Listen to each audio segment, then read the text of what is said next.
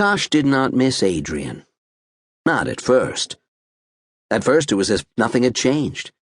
Kosh spent his days working on his bike, riding it when it didn't need fixing, or working at Red's Roost, flipping burgers and frying potatoes. He also had the garden to tend. That spring, he had planted nearly a quarter-acre of vegetables, everything from asparagus to zucchini. It was more than he could ever eat himself, but he would sell some to Red and maybe give the rest to his neighbors. It kept him busy. He kept meaning to give Emily a call, see how she was doing. But the thought of picking up the phone made him nervous. He was afraid that she would be dismissive, or treat him like a kid, like her fiancé's little brother.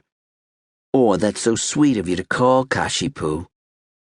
Maybe he'd run into her in town someday. Ronnie Becker provided other distractions.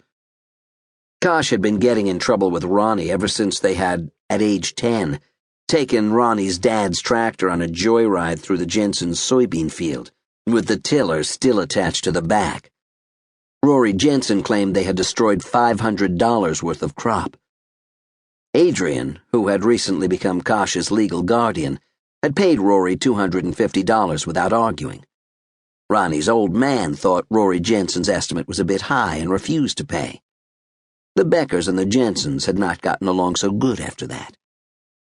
Curtis, as he was then known, was only mildly embarrassed by his misdeed.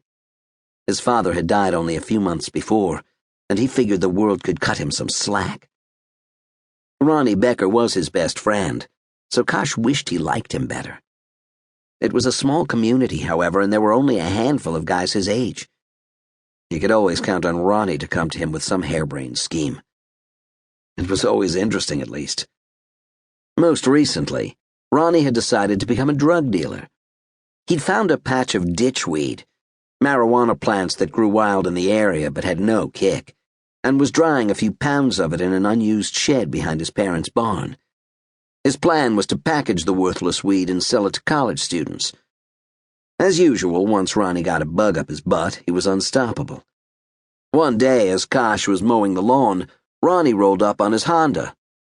"Road trip," Ronnie yelled. Kosh turned off the mower. "Road trip to where?"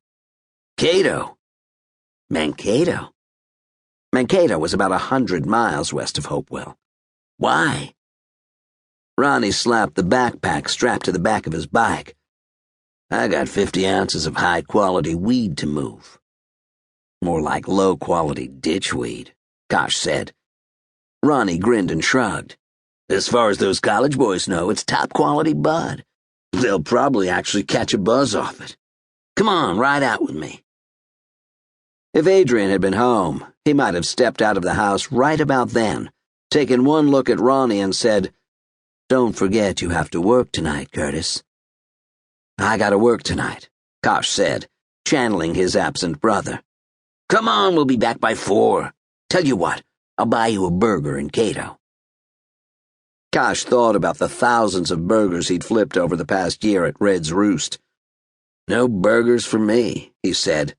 "A steak, then. Whatever, come on, it'll be fun."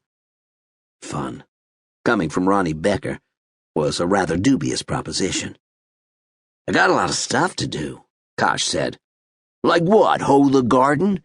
Give me a break, dude. Break out the wheels and let's go. This is a riding day if I ever saw one." Ronnie was right. Clear blue sky, gentle breeze, 70 degrees. Kosh imagined himself on the road. He had just tuned his bike. He had a full tank. And if they didn't spend too long in Mankato, he could be back before his 5 o'clock shift at the Roost. "Let me get my jacket," he said. They took the back roads to Mankato, through rolling farmland dimpled with lakes and tufted with patches of woodland. Kosh quickly forgot his qualms and enjoyed the feel of wind sliding over his gloved knuckles, inflating the sleeves of his leather jacket, scouring his cheeks. Usually, Kosh and Ronnie pushed their bikes hard.